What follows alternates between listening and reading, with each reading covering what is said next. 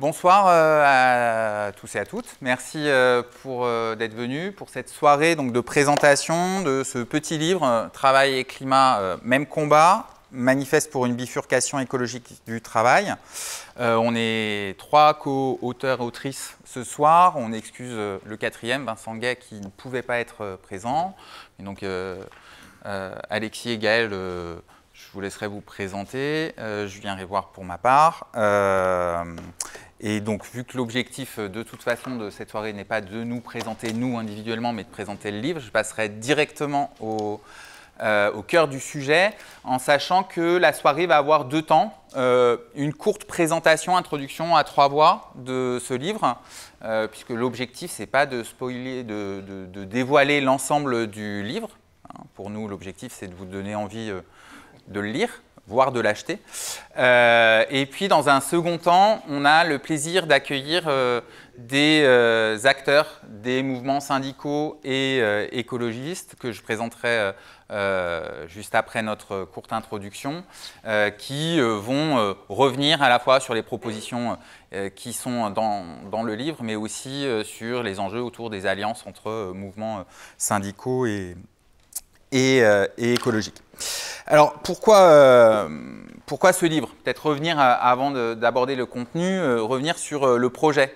Ce livre, un des éléments qui a nourri l'envie de rédiger ce petit livre, c'est le constat d'une prise de conscience largement partagée que la bifurcation, aujourd'hui, doit être sociale et écologique. Il nous semble qu'aujourd'hui, que ce soit dans les mouvements sociaux et écologistes, il y a un large accord sur le fait qu'il faut articuler fin du monde, fin du mois, pour reprendre l'expression consacrée par le mouvement des Gilets jaunes.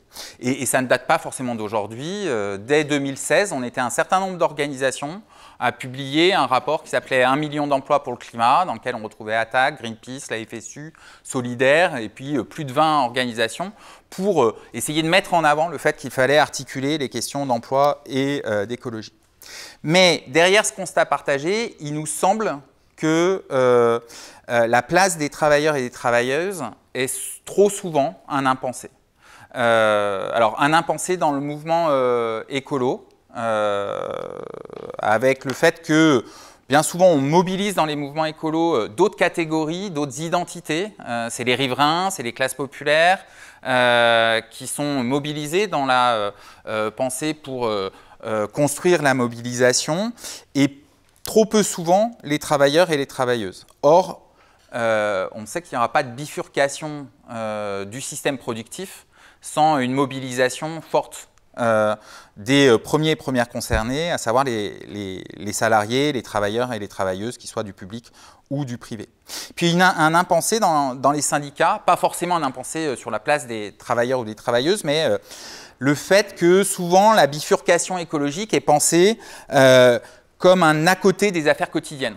Ça fait partie du projet de transformation sociale, certes, mais comme si les questions écologiques n'étaient pas articulées dans ce qu'on appelle dans le syndicalisme la double besogne, c'est-à-dire cette articulation entre un combat pour une autre société, mais aussi l'amélioration des conditions matérielles quotidiennes des salariés. Et que souvent, c'est bien pour la manif du samedi et du dimanche, mais du lundi au vendredi, pour les syndicalistes, l'écologie, on n'arrive pas trop à savoir ce qu'on en fait.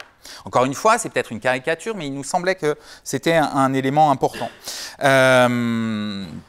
Or, dans le syndicalisme, il y a des revendications qui existent et qui peuvent, nous semble-t-il, être écologisées. Et c'est un peu le cœur de cet ouvrage. Et puis, dernier élément pour pourquoi ce livre, il nous semblait important d'ouvrir ce débat, pas forcément d'apporter toutes les réponses, y compris parce que Attac n'a pas vocation à répondre à l'ensemble de ces sujets, mais donc on a pensé ça comme un petit livre-outil, un livre qui, on l'espère, va susciter des débats, peut-être des controverses, qui va donner envie de compléter, d'amender, d'exprimer des désaccords, etc. Et dedans, on dresse un certain nombre de propositions autour du droit du travail que Gaël va reprendre, autour de la question de la démocratisation du travail, qu'Alexis va rapidement aussi présenter, et puis autour de la protection des salariés, et notamment la protection de l'emploi. Et c'est notre première partie de cet ouvrage, où on revient sur une proposition qui a été construite par des organisations syndicales, alors notamment la CGT et l'Union syndicale solidaire, autour de la sécurité sociale professionnelle et écologique. Ça nous permet de refaire un rapide retour sur le lien entre création d'emplois et transition. Évidemment, on ne dit pas le contraire, on sait que la bifurcation écologique est créatrice d'emplois. D'une part parce que la bifurcation décarbonée qu'on souhaite nécessite plus de travail et donc plus d'emplois. Et puis parce qu'on a sous la main un certain nombre de rapports, pas uniquement produits par la société civile, hein, mais ça peut être France Stratégie, le Shift Project, etc., qui montrent bien comment un processus de transition va construire ou va permettre de créer de nombreux emplois. C'est juste de le rappeler, mais il nous semble que ça ne suffira pas pour rendre une transition désirable. Parce que si c'est une opportunité sociale pour la société, on va créer plus d'emplois, ce n'est pas une opportunité individuelle pour les salariés concernés par les secteurs, notamment par exemple des énergies fossiles, qui eux se voient confrontés à une potentielle perte de leur travail. Et donc il y a un risque, si on ne répond pas ensemble, syndicalistes et écologistes, à cette question-là, il y a un risque d'alimenter le chantage patronal sur emploi versus climat. Vous êtes pour le climat, ça veut dire du chômage et de la destruction d'emplois. Et donc là, il y a besoin de répondre à cela. C'est une proposition qui nous semble être la sécurité sociale professionnelle ou nouveau statut du salarié, quelle que soit la manière dont on la porte. C'est une proposition syndicale qui nous semble porteuse d'une proposition positive, y compris pour la transformation écologique de nos sociétés. Alors, quel est le principe? J'y vais vite parce que peut-être on reviendra là-dessus dans la deuxième table ronde. C'est l'idée qu'il y ait une continuité des droits, dont la continuité du salaire, et que cette continuité soit assurée par un fonds patronal qui soit adossé sur des cotisations, ce qui permettrait d'ailleurs de rediscuter des 211 milliards d'aides qui sont octroyées au patronat, notamment beaucoup par des déductions de cotisations. Ça permettrait aussi de raconter autrement la transition et la reconversion professionnelle. C'est plus aux individus de se débrouiller pour retrouver un boulot, mais c'est aussi aux employeurs de prendre en charge c'est surtout aux employeurs et aux entreprises de se reconvertir et de prendre en charge cette transition écologique.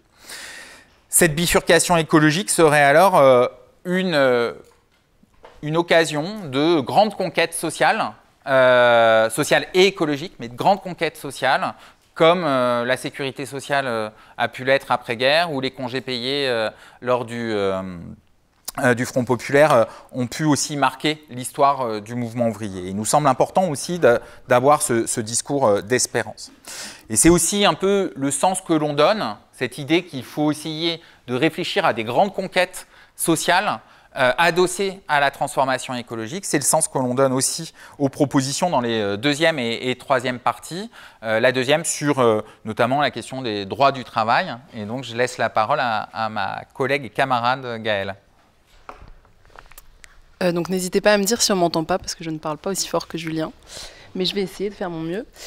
Donc, dans cette deuxième partie, on parle du droit du travail. On s'est attaqué au droit du travail et on a essayé de penser à comment la bifurcation écologique, comment la lutte pour la bifurcation écologique pouvait être l'occasion de repenser le droit du travail et surtout d'acquérir de nouveaux droits.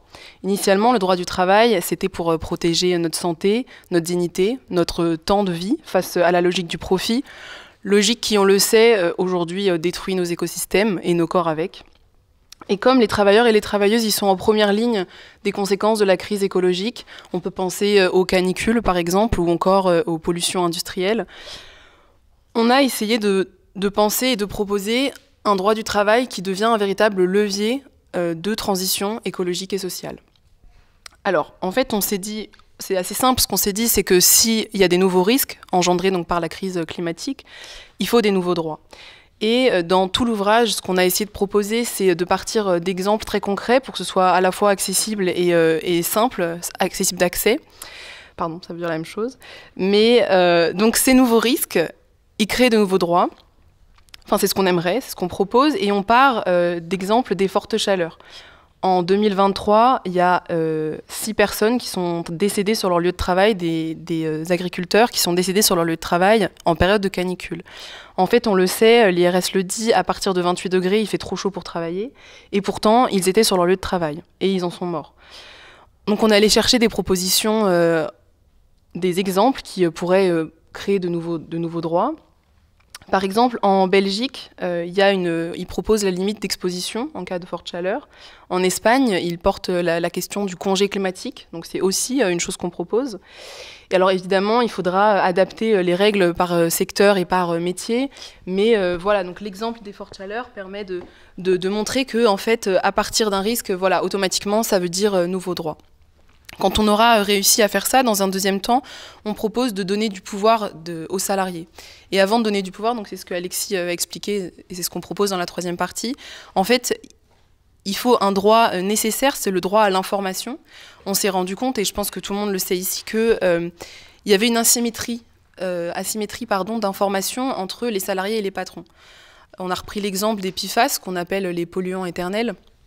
En fait, les patrons, ils savent, quand ils proposent d'utiliser les PFAS, ils savent ce que ça va faire sur le corps de leurs travailleurs et travailleuses, et ils savent ce que ça va faire dans nos écosystèmes. Par contre, les salariés ne le savent pas. Donc, ce qui est très important, c'est qu'on obtienne ce droit-là, on obtienne ce droit d'information, et à partir de ce droit-là, on pourra en avoir plein d'autres, comme par exemple des droits d'intervention, et avoir la capacité de dire « on ne veut pas travailler avec ces polluants-là ».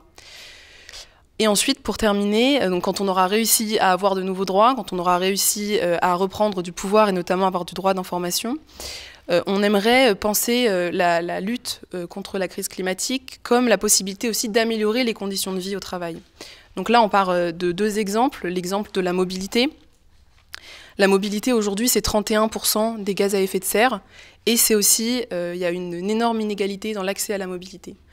Donc, ce qu'on propose, c'est de repenser la mobilité comme à la fois la rendre accessible. Donc la rendre accessible, ça pourrait être via, par exemple, un service public qui est accessible à tous et toutes. Ou alors, en fait, ne plus penser la mobilité à travers un prisme individuel. Par exemple, que la réponse ne soit pas « Ah, ben, vous n'avez pas de voiture, prenez votre vélo ». Parce qu'en fait, c'est tout simplement pas possible de penser les choses comme ça. Et ensuite, le dernier exemple, c'est l'exemple de l'alimentation, un droit à une alimentation saine, bio, locale et moins carnée, qui permettrait à la fois en fait, de répondre aux problèmes de maladies qui sont induites par la malbouffe, je vais le dire clairement, et en même temps aux problèmes de souffrance au travail, notamment pour les paysans et les paysannes. Donc voilà, en plus, l'alimentation, c'est encore un exemple qui montre que c'est un levier de bifurcation écologique, puisque c'est 3 milliards de repas par an, la restauration collective. Donc ça pourrait nous permettre, si on pense, ça pourrait nous permettre et à la fois de bifurquer et à la fois d'améliorer nos conditions de vie au travail. Donc voilà, je pense que ce qu'il faut vraiment retenir de cette partie-là, sur la question du droit au travail, c'est que la lutte contre la crise climatique, elle nous permettrait vraiment, elle peut nous permettre de faire du droit du travail un levier de bifurcation écologique et sociale. Et je vais laisser Alexis présenter la dernière partie. Bonsoir à toutes et tous. Donc je vais présenter la troisième partie sur la question de la démocratisation du travail, pas de bifurcation écologique sans nouveaux droits, et aussi, comme l'a dit Gaëlle, et aussi sans nouveau pouvoir de participation, de décision, d'implication des travailleurs et travailleuses sur les décisions, y compris stratégiques. Ça nécessite donc de penser des nouvelles formes de coopération entre travailleurs, travailleuses, habitants et habitantes à différentes échelles. Donc dans cette troisième partie, on a identifié 3 échelles, ou même 4 avec l'échelle internationale. L'échelle de l'entreprise, L'idée selon laquelle faut reprendre la main, que les travailleurs et travailleuses puissent reprendre la main pour, par exemple, dépolluer ou décarboner leurs procédures et leurs procès de travail, leur activité. L'échelle de la filière et du territoire. On a pris l'exemple ici de l'automobile et des transports, donc je vais y revenir après. On ne peut pas penser ça seulement au niveau d'une entreprise d'automobile ou de vélo, etc. Il faut repenser, et là on reprend aussi des choses qui sont dans la deuxième partie qu'a présentée Gaëlle, au niveau de la filière et au niveau du territoire. Et puis au niveau de l'ensemble de la société, c'est la thématique de la planification, mais comment, dans toute cette discussion qui existe sur la planification écologique, penser le rôle des travailleurs et travailleuses. Et là, on a pris l'exemple du logement, et on a fini par un dernier niveau, un exemple qui est évidemment très important et qui permet de penser différentes échelles, c'est l'exemple de l'alimentation et de l'agroécologie. Alors, je vais dire un petit mot sur ces différentes échelles, juste en présentant un peu les exemples et quelques propositions qu'on a mises en avant, encore une fois, c'est ce qu'a dit Julien, l'idée c'était vraiment de mettre en discussion à partir de ce qui est déjà proposé dans les organisations syndicales et écologistes, et de montrer qu'on peut peut-être aller plus loin, en discuter, en faire l'occasion d'alliances, etc. Alors pour le niveau de l'entreprise, on est parti de 3 exemples, Fralib, que peut-être toutes et tous vous pouvez connaître, voilà, exemple de reconversion, puisqu'il y a une filière d'approvisionnement bio qui a été donc au moment du passage en coopérative mis en avant et construit. Un exemple en Grèce, Viomé, donc des ouvriers qui sont licenciés, qui reprennent leur entreprise et qui changent la production. Ils faisaient des matériaux de construction, ils font maintenant des produits ménagers bio. Et puis un autre exemple, donc là c'est disons un exemple autogestionnaire, et un dernier exemple de lutte en cours, les travailleurs forestiers de l'ONF, l'Office national des forêts, qui est un exemple intéressant parce que là il y a vraiment une alliance entre la SNUPFEN solidaire, la CGT Forêt, et puis des organisations écologistes et habitantes. Donc voilà, à partir de ce type d'exemple, on a essayé de dire, dans tous les cas, ce qui est central vraiment pour une reconversion ou bifurcation du travail, écologique du travail, c'est cette réappropriation du pouvoir par les travailleurs et travailleuses, avec aussi la question des alliances. Et donc on finit par des propositions, je ne vais pas les détailler pour ne pas être trop long, mais il existe un certain nombre de propositions, depuis la proposition de mettre plus de pourcentage de travailleurs dans les CA, jusqu'à des propositions vraiment, disons, conseillistes, autogestionnaires, d'institutions, de la souveraineté des travailleurs et travailleuses dans l'entreprise. Il y a plein de propositions à discuter. Je fais plus court sur les échelles de la filière et du territoire et de l'ensemble de la société. On a pris l'exemple de l'automobile. L'automobile, c'est intéressant évidemment parce que d'une part, il y a une vraie difficulté. Voilà, c'est quoi un projet écologique de ce point de vue, et d'autre part, il y a un débat et un travail en cours autour du forum sur l'avenir de l'automobile. Et donc on est parti de ça, CGT, Greenpeace et le RAC, Réseau Action Climat, qui en 2023 ont fait un forum. Et on a essayé de dire, regardez, il y a des propositions, et en même temps, il faut penser ça vraiment à l'échelle d'un projet pour le territoire et un projet d'ensemble pour les mobilités. On ne peut pas parler de l'automobile sans parler du fret ferroviaire, sans parler d'une politique des mobilités en général. Enfin, sur la question du logement, on y reviendra éventuellement si vous voulez en discuter, puis il y aura plein d'autres choses qui vont revenir après, donc je ne dis pas trop de choses, puis voilà. Mais je finis par le dernier exemple, l'exemple de l'alimentation et de l'agroécologie. Là aussi, on est parti de propositions, celle de la Confédération paysanne, notamment un document sur la PAC alternative de 2024, en disant, mais en fait, il y a plein de niveaux qui ne sont pas toujours pensés ensemble dans nos discussions. Et là, ça se trouve dans ces propositions syndicales. Le niveau européen, il y a une politique agricole commune néolibérale. C'est quoi notre alternative, notre proposition pour développer l'agroécologie à l'échelle internationale ? Elles sont là, ces propositions, mais encore faut-il les discuter au-delà de la Confédération paysanne. Le niveau aussi de la planification, il faut délibérer sur les besoins. Quelle alimentation ? Il nous faut donc des nouvelles formes d'institutions, de lieux, de délibération, de discussions, plus ou moins conflictuelles, et en même temps liées à des installations et de soutien à l'installation en agroécologie. Or, bon, c'est quelque chose dont on a un peu pas mal discuté en écrivant cette partie. En fait, les personnes qui se mettent en agroécologie, souvent, elles arrêtent au bout de 2-3 ans. C'est très dur, il n'y a pas de soutien, très compliqué. Là, il y a vraiment un soutien possible. Dernière chose, il y a un type de proposition, la sécurité sociale de l'alimentation, qui n'est pas toujours discuté dans le cadre syndical, plutôt côté écolo. Et là, on voit en fait qu'il y a vraiment une nécessité de socialiser les propositions, les débats, les expériences. Et on finit, et je vais finir avec ça parce que j'étais un peu long, sur la nécessité de lutte. Il y en a plein. Qui existent avec des alliances. Là, j'ai parlé de l'ONF, de Fralib, il y a aussi Green Doc, on va en parler tout à l'heure.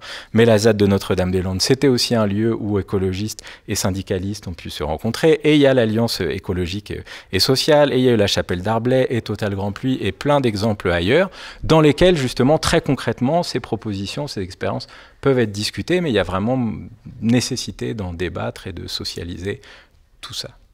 Et voilà. Merci beaucoup. Et donc, on va passer, alors je vais dire sans transition, en fait, il va y avoir une mini-transition pour installer des micros à nos camarades invités. Et donc, vraiment, merci à Benoît Teste, qui est ancien secrétaire général de la FSU, qui est membre aussi, qui suit l'Alliance écologique et sociale, Marie Coët, alors des Amis de la Terre, qui est aussi très active dans Planète Boom Boom, qui dit aussi, avec du fret, etc., fait concrètement aussi des alliances. Louis, qui est militant à Stop Green Doc, que Alexis, alors il y a quelqu'un qui peut peut-être se mettre là, alors il y a Julie qui doit arriver aussi, je vais le dire, mais enfin voilà. Et donc Louis, qui est aussi masterant, qui fait des études sur la question des alliances entre syndicalistes et écologistes, et donc voilà, qui articule à la fois la mobilisation et l'analyse. Et on attend Julie Lemazier, qui ne devrait pas tarder, et qui est secrétaire nationale de Greenpeace, de Solidaire, voilà, et qui va arriver. Voilà. On va commencer cette deuxième table ronde pour vous demander peut-être un peu de réagir à ce que vous avez pu entendre dans l'introduction. Mais peut-être avant cela, avant de rentrer dans les propositions qui émanent, qui sont mises dans ce livre, peut-être revenir aussi sur, selon vous, quels sont un peu les obstacles, les avancées aussi que vous rencontrez sur cette question des alliances entre mouvements écologistes et mouvements syndicaux, mais aussi de manière générale, sur l'appropriation des questions écologistes dans les mouvements syndicaux et inversement pour les mouvements écologistes. Donc, je ne sais pas qui veut commencer. Allez, Benoît. D'accord, pas de souci. Donc effectivement, moi je suis ancien secrétaire général de la FSU. Je continue à suivre un petit peu l'Alliance écologique et sociale. Et j'étais du coup secrétaire général au moment de la formation de l'Alliance écologique et sociale, qui s'appelait Plus jamais ça en son temps. Et ce que vous avez dit m'a particulièrement intéressé, le bouquin en rend compte, hein. Cette idée d'alliance entre les mouvements écolos et les mouvements syndicaux, elle a fait son chemin. Je pense quasiment qu'elle va de soi, en tout cas dans la FSU. Elle donne un horizon aux militants, elle est appréhendée, elle est appropriée. Par contre, ce qu'on peut dire effectivement, mais tu l'as dit en introduction, sans doute que les questions écolo sont un peu encore le supplément d'âme. Un peu encore l'idée que c'est des questions annexes au cœur du syndicalisme, à ce qu'on traite au quotidien, et que l'écologie c'est bien, mais c'est après, c'est le samedi, c'est les manifs, éventuellement où on appelle les militants, mais où on n'a pas des mobilisations très très larges et où on ne se donne pas les moyens d'avoir des millions de gens dans les rues par exemple. Et donc, bon, ça je pense que ça fait partie du chemin qu'on est en train de parcourir. Deux choses sur les alliances, malgré tout, moi je pense qu'elles sont absolument nécessaires. Mais quand on a créé l'Alliance écologique et sociale, il y avait déjà une alliance qui existait. Et ça, c'est le premier écueil peut-être, c'est la tentation de, en quelque sorte, tirer la couverture à soi, mais même pas tellement par volonté de manœuvre d'appareil ou quoi que ce soit de cet ordre-là, avec cette idée qu'il faut créer des alliances où on va avoir un univers avec lequel on va être en gros d'accord. Et ça, c'est la critique qu'on a faite dès le départ à la CFDT, qui n'a pas proposé à l'ensemble du mouvement syndical de faire son pacte du pouvoir de vivre, qu'il a proposé uniquement à ce qu'on peut appeler sa mouvance, donc avec des associations très diverses, et un pacte qui a eu un impact important, hein, qui est aussi une proposition intéressante, mais que nous, on n'aurait pas, si on nous l'avait proposé, on ne l'aurait pas fait évoluer de la manière dont il a évolué. Aujourd'hui, le pacte du pouvoir de vivre, c'est une plateforme qui produit des choses intéressantes, mais qui fonctionne un peu comme un think tank. Et nous, l'Alliance écologique et sociale, on a voulu dire que les alliances, elles sont faites aussi pour servir aux luttes. Parce que c'est une lutte, c'est pas uniquement un sujet consensuel sur lequel il s'agit d'avoir une technique et une expertise plus élaborée que le camp d'en face. Les questions écologiques et sociales sont l'objet de luttes, de combats, de rapports de force, et c'est là-dessus aussi qu'on a fondé notre alliance. Mais en tout cas, quand je dis si la CFDT avait, et donc on l'a fondée autour de la CGT, FSU Solidaire au niveau syndical, Confédération Paysanne également, et puis côté associatif, ATTAC, les Amis de la Terre, Greenpeace et Oxfam. Et quand je dis si la CFDT l'avait proposé à l'ensemble du champ syndical, je pense que ça aurait été quelque chose de vraiment intéressant parce que moi, ce dont je suis persuadé, c'est qu'il y a évidemment des désaccords, des clivages profonds entre syndicats, entre associations, etc., entre univers plus ou moins de gauche, plus ou moins radicaux, tout ce qu'on veut. Mais je pense qu'il y a un clivage dangereux qui se développe entre le syndicalisme de transformation sociale, quelle que soit la transformation qu'on vise, et le syndicalisme corporatiste.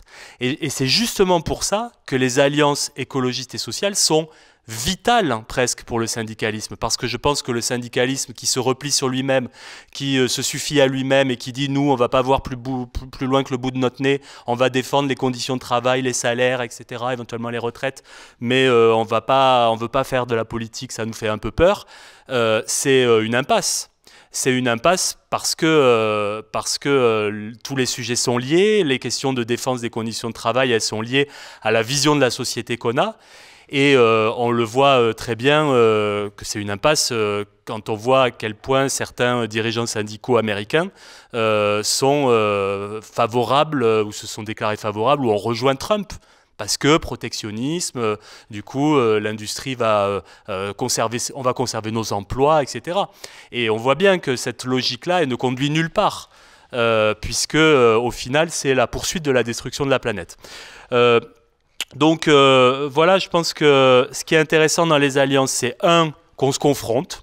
Effectivement, il y avait des désaccords majeurs entre Greenpeace et la CGT en particulier, mais pas que, hein, mais c'est ça qui est intéressant, et le choix avait été fait tout de suite de pas mettre en avant ces désaccords, de travailler sur ce sur quoi on peut travailler. Et il y a eu beaucoup de choses sur lesquelles on a pu travailler, beaucoup de luttes qui ont été menées, la chapelle d'Arblay, etc. Enfin bon, pas mal de moments qui ont été importants comme ça, et des rapports qui ont été produits, des analyses en commun.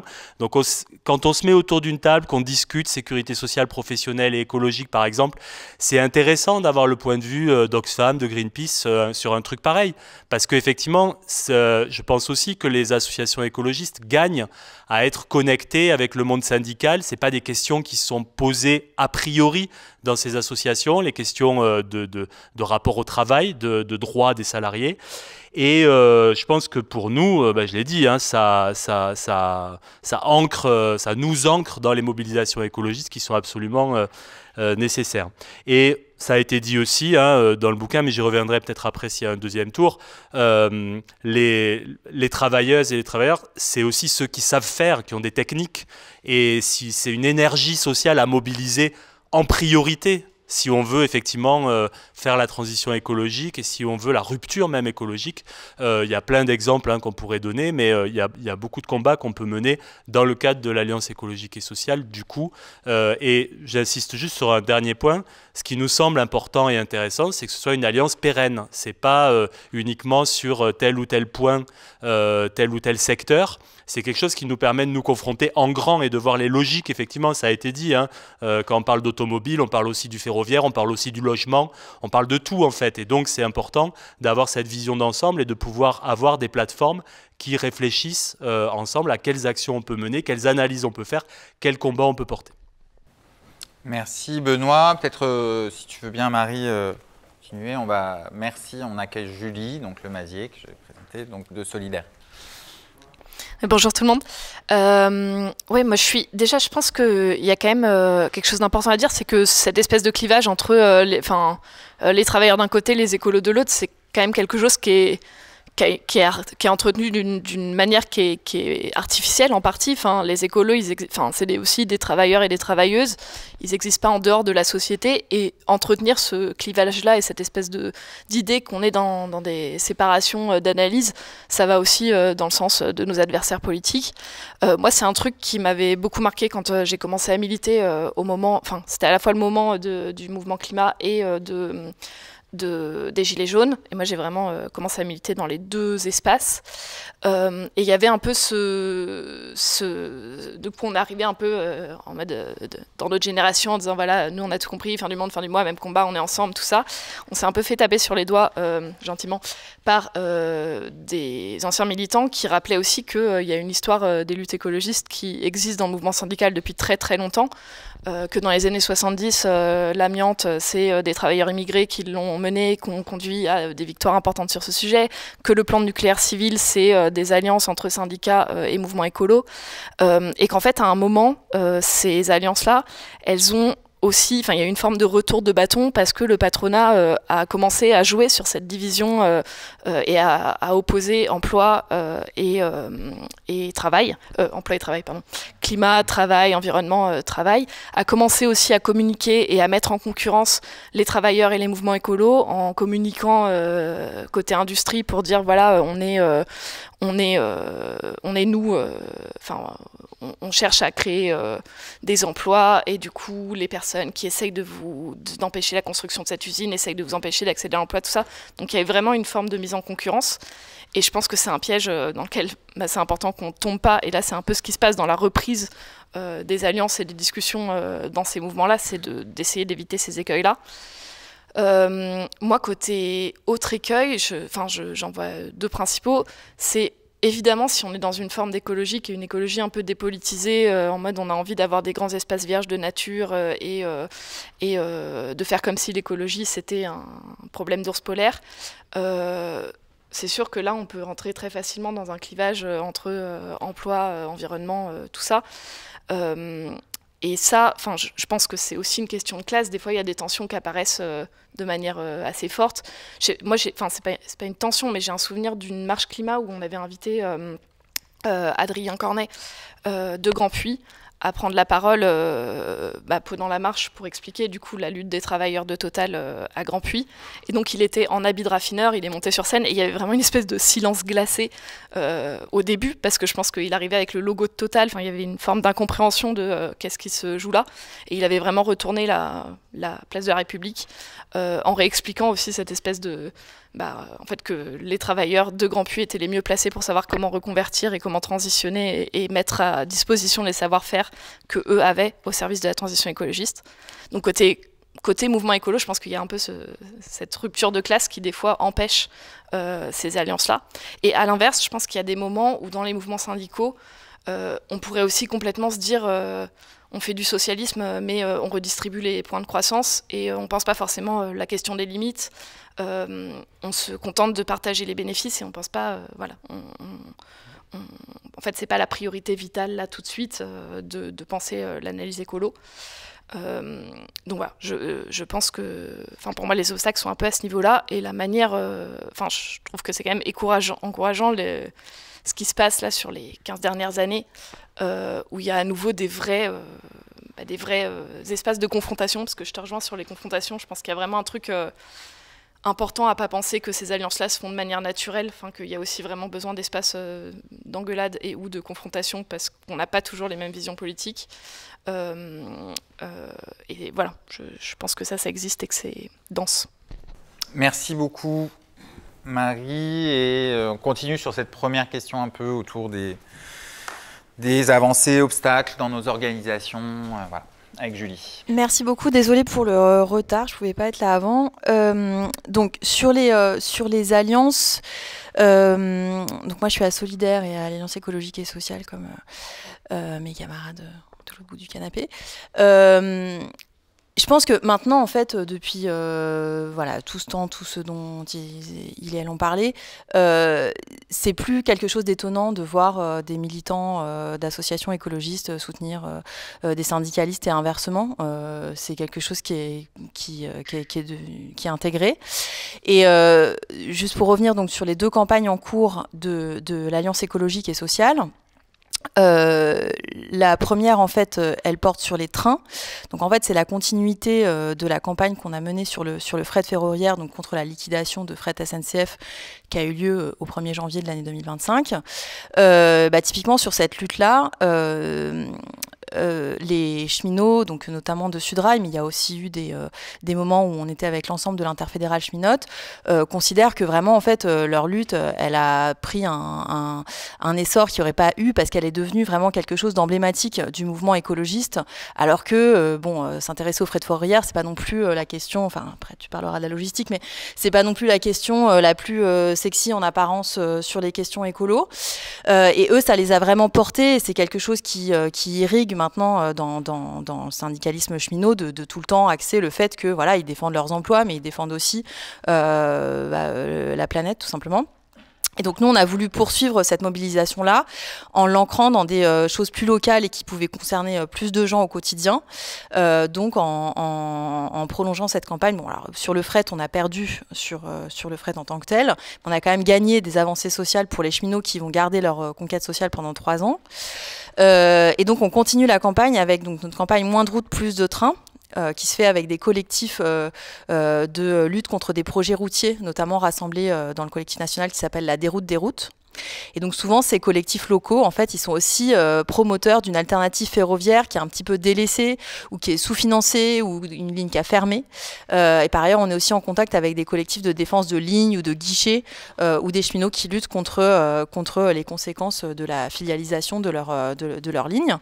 Donc il y a à la fois un ancrage local et puis tout un travail de plaidoyer qu'on a fait pour expliquer que le train, c'est pas qu'une question de riches, en fait, mais que si on mettait vraiment de l'investissement dedans, ça éviterait qu'il y ait des gens qui soient contraints de consacrer un budget énorme à la voiture individuelle et que pour ça, voilà, faut un grand plan d'investissement dans la SNCF Réseau qui permette en gros de sanctuariser un certain nombre de lignes qu'on appelle des lignes vitales et qui seraient donc qui échapperaient à la négociation du budget de chaque région année après année, quoi. Voilà, ça c'est la première campagne. Et la deuxième campagne, là c'est pareil, on voit vraiment la synergie entre associations et syndicats, puisque c'est une campagne qui s'appelle l'école bien dans ses murs, donc pour une rénovation écologique du bâti scolaire. Et donc cette campagne, elle a articulé donc une campagne d'Oxfam, Greenpeace et des Amis de la Terre autour de cette question de l'adaptation du bâti scolaire pour à la fois faire en sorte qu'il y ait des meilleures conditions de travail et d'études, mais aussi pour tout simplement avoir moins de déperdition d'énergie et donc contribuer à la réduction des gaz à effet de serre.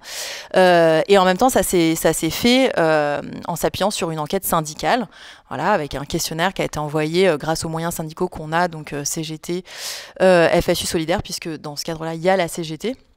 Éducation qui est impliquée et donc qui a permis de faire un plaidoyer je parle sous le contrôle de Julien, qui a permis de faire un plaidoyer sur la question de la rénovation du bâti scolaire, qui maintenant va être décliné pour pouvoir être réapproprié par les équipes candidates aux municipales qui voudraient s'en saisir. Voilà, puisque c'est les municipalités qui s'occupent du bâti scolaire, des écoles du premier degré. Voilà. Donc maintenant sur les écueils, alors ce qu'on essaie de développer et que je vais développer après, là maintenant, juste maintenant, l'Alliance écologique et sociale, c'est pour répondre à ce problème auquel on est quand même tous confrontés, malgré tout le débunkage que vous venez de faire, etc. C'est quand même le fait que pour avoir de vraies politiques climatiques, il faut qu'on sorte un peu de la paralysie dans laquelle on est, où il y a une alliance contre nature qui se fait entre le patronat du capitalisme fossile, en gros, et les super riches qui pensent pouvoir s'en sortir de toute situation, et une partie des classes populaires qui est en fait dépendante des énergies fossiles, que ce soit par leur emploi, que ce soit dans les raffineries, dans l'automobile, etc., que ce soit par le fait qu'ils vivent dans des endroits où ils sont contraints d'avoir recours à la voiture individuelle, ou que ce soit par le fait qu'ils vivent dans des passoires thermiques. Et donc ça, c'est quand même quelque chose dont on sait que c'est exploité avec succès par l'extrême droite, tout simplement, à travers le vocable de l'écologie punitive. Et en fait, pour ça, il faut vraiment qu'on trouve les solutions. Dans un autre livre qui vient de sortir, donc de Pierre Charbonnier, il parle d'une mâchoire, en fait. Et le bas de la mâchoire, c'est quand même notre camp social à nous, en fait, qui se sont appropriés. Et il faut qu'on trouve les moyens de le récupérer, en fait, tout simplement. Enfin, le récupérer pas au mauvais sens, hein, mais de s'adresser, de trouver, en fait, des revendications qui permettent de s'adresser à ces gens-là qui ne sont pas opposés en fait aux politiques climatiques, mais simplement à l'injustice avec lesquelles elles sont menées, c'est-à-dire le fait qu'ils vont se retrouver à payer la transition parce qu'on ne veut pas faire payer les vrais responsables, c'est-à-dire le patronat et enfin, voilà, les industries fossiles. Donc ça, c'est quand même le dilemme qu'on doit affronter et qui n'est pas juste une construction, une vue de l'esprit. Il y a vraiment une partie des classes populaires qui est dépendante de l'énergie fossile et il faut qu'on trouve les réponses par rapport à ça. Voilà. Merci Julie. Et Louis, pour finir ce premier tour. Bonsoir à toutes et à tous. Déjà, merci pour l'invitation à la discussion de ce livre. Et justement, c'est pas mal que je finisse à la fin parce que je vais partir d'un cas plus concret d'une mobilisation actuelle, donc qui porte sur Green Doc. Je ne sais pas si vous en avez entendu parler, mais je vais quand même faire un point dessus.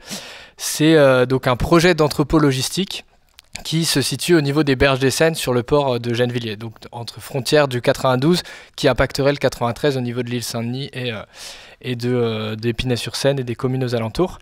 Et donc on est plusieurs à se mobiliser dessus. Il y a des associations riveraines initialement, avec des associations environnementales, locales, régionales, nationales. Ensuite, il y a eu le comité local des soulèvements de la terre qui a rejoint la dynamique de mobilisation. Puis, il y a eu enfin des syndicats, notamment la CGT Géodis Calberson, donc une CGT de filiale de la logistique, qui est rattachée, Géodis, c'est rattaché à la SNCF, c'est la filiale privée, le routier. Il y a aussi les sections locales, donc notamment l'Union locale de Gennevilliers, de Villeneuve-la-Garenne, entre autres, et d'Épinay-sur-Seine, de Saint-Denis. Il y a aussi l'Union départementale de la CGT toujours, et aussi Solidaire, donc avec Sudrail, et avec aussi Sud-Éduc. Et donc il y a eu plusieurs moments de mobilisation, etc. Mais dans le cas précis, donc de penser ces alliances-là, nous, il y a eu plusieurs moments importants qui peuvent être des exemples concrets de comment on a essayé d'apporter des solutions à ce travail de coalition-là qui est difficile malgré tout, mais où on essaye tout de même de faire des choses ensemble. Et ça a été... premièrement, de penser ensemble à un contre-projet, une dynamique d'alternative à ce projet qu'est Green Doc. Donc Green Doc, ce serait un gros bâtiment logistique qui se présente comme écologique, donc Green Doc, écologique et fluvial en plus, sauf que étonnamment, c'est évidemment du greenwashing. Et quelques chiffres, ça peut être c'est 90% de routiers avec très peu de fluvial garanti, notamment ils nous vendent des péniches à hydrogène alors que pour l'instant ça n'existe pas sur le marché. Il y a énormément d'argumentaires comme ceci. Et donc, on s'est dit, à l'issue de plusieurs réunions avec la CGT, à l'Union locale l'année passée, il y a eu l'idée d'un contre-projet qui a émergé, en se disant un petit peu, en observant les dynamiques similaires qu'il y avait dans les autres espaces militants, notamment la 69, les Goars à Nantes, etc., où il y avait plusieurs idées de « ok, on peut proposer une alternative pour montrer qu'autre chose est possible ».